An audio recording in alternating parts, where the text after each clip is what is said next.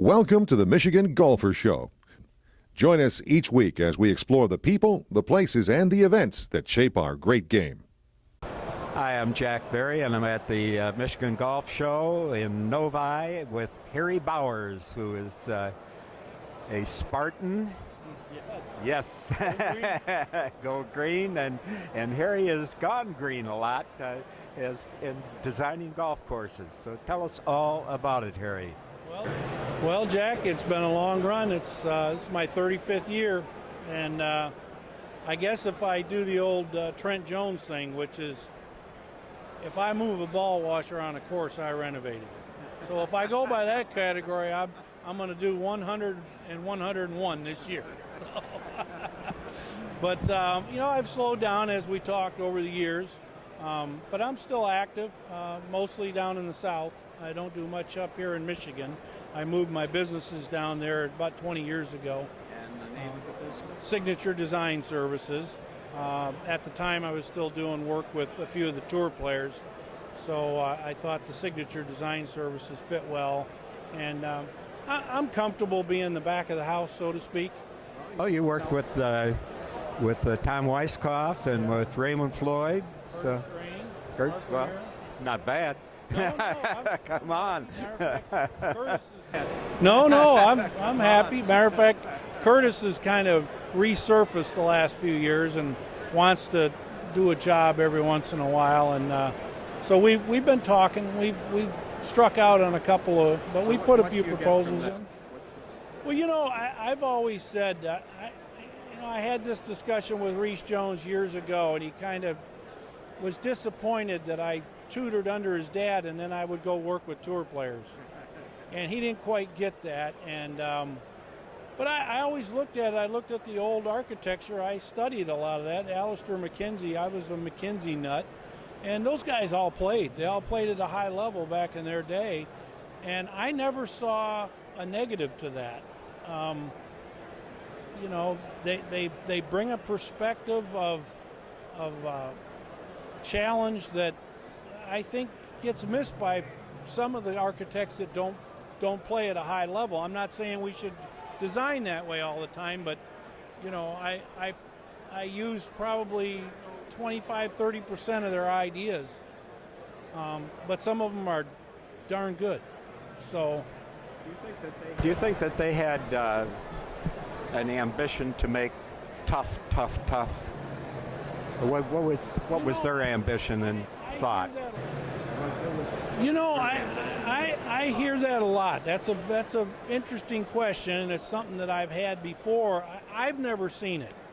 Like I said, mainly my two guys were Curtis Strange and Ray Floyd, mainly Raymond, and occasionally they'll come up with ideas. But I used to do that to Roger Rulewich, because I was a far better player than Roger was, and I can remember him asking me to hit shots in the dirt sometimes, and I didn't quite understand it at first, but then I kind of came to appreciate he didn't have that game. So back then, we always had this, hey, you got to design something challenging. We got to get that championship. Matitaconk National comes to mind in New Jersey, and I think it's too tough, to be honest with you, but we did that in the mid-'80s. And I think that's what he was doing, and that's what I'm doing with the tour players. I'm not asking them to hit shots, but I am asking them. Now, Weiskopf's a different animal. He's truly a golf designer. That's his primary thing for many years now. So you don't really, I'm throwing out occasional ideas to Tom, not the other way around. He's in charge, So once I got the layout done, the routing done, and the owners all happy with that, it pretty much was all Tom Weiskopf after that, as it should be. I mean, that's the other thing I always felt about was I'm Signature Design Services. They're paying Ray Floyd. They're paying Curtis Strange. They're paying Tom Weiskopf. They're not paying Harry Bowers. So, and in hindsight, my name's kind of lost in the mix, and I maybe didn't get some shot at some big projects, but so be it. I'm not that kind of a person anyway. Tom Doak was great at that. He knew what he wanted. He had the ability to write.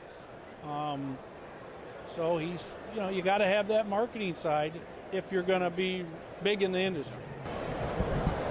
So what are you doing now then? Right now we're doing my home course down in Florida, Old Palm Golf Club in Palm Beach Gardens. We've got a 33-acre practice facility to take care of some of the tour players that are members there. We've got 3 full-length practice holes. We're going to redo that this summer, and then next year we've got 19 holes across the street. We're going to redo that, and I'll be working with Floyd on that. And then I'm back down at Turnberry Isle. The owner there keeps tweaking things. He keeps building more buildings. He put up a big water slide last year, and I had to take the 18th green out, the 10th tee. But and then I'll be out in Decatur, Illinois, and that's about it for me. That's comfortable for me because I'm on the job every day. I go to the job now. I sit on a dozer or a tractor, and I'm there every day. And you can't really do that if you've got more than 2 projects under construction at one time, especially if they're not in the area. I get a kick out of the architects that, they say they're hands-on and I'm there every day, and then they'll turn around and tell you, yeah, I've got 6 projects going this year. I always scratch my head. How does that work? See you tomorrow. Yeah. See you tomorrow. Yeah. Well, what do you like about shaping and being on a dozer? I tried my hand at shaping when I worked with Jones, and I just could never get the feel of the bulldozer very well. And when I would talk to the shapers, they would talk about, because on a bulldozer you can't see the dirt in front of you until it gets to the top of the blade. And they used to talk about you have to feel the dirt, Harry. Well, Harry didn't have any feel because I was gouging. I was doing it. Well, today they have what they call a track steer, and it's a bucket on the front, and I use that exclusively. I mean, I find that I can do my bunkers. I can get that that bucket down, and then when I tilt it straight up, it's a perfect 3-to-1 slope coming out of the bunker. So I use that, and most of my stuff's my renovation. If I had a big project, I would still hire a golf contractor.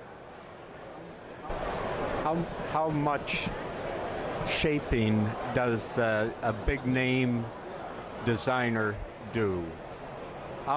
Who makes the curves and the mounds? Because I think you'll hear, he was a shaper. That there are a couple of shapers that are the artists, and they don't get at all credit for how that green plays. I agree with you, Jack. It's the shapers in this business have been overlooked for years and years and years. I've got a friend of mine that's doing the shaping out in northeastern Nebraska. This farmer's got 10,000 acres. They hired a couple of young ex-Gary Player guys, and Gus is his name, and Gus is doing all the shaping out there. And he called me a couple of months ago. He was so mad because the ex-Gary Player guys came out, and then they were leaning against bulldozers and talking about it, and Gus never got mentioned. But I think they're like me. They've come to just accept it over the years. I think if you've got 6 projects going at any one given time, the shaper's doing more design work than you are personally. But well, that's what, because now especially all the like a Nicklaus course, or like the course that they just played the Honda on, and the couple other courses, you wonder how in the devil can you ever get the ball to, the cup is over here and you're over here. How can I get it there? Yeah. Yeah, it's another reason why I only do a couple of projects. Is I get on the tractor and I float off all the greens, and that's what I look at. I'm looking at it from, okay, if I'm putting, what am I doing here? And so I wish I would have done it years ago. I really do, but can't start over.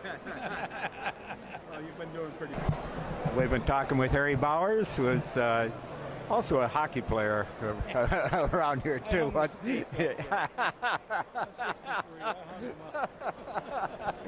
he's a fellow Spartan and in the neighborhood here, over in Lions here. Go Green and go Michigan with the golf. It's just great. This is a great golf show. Everybody should come to this thing.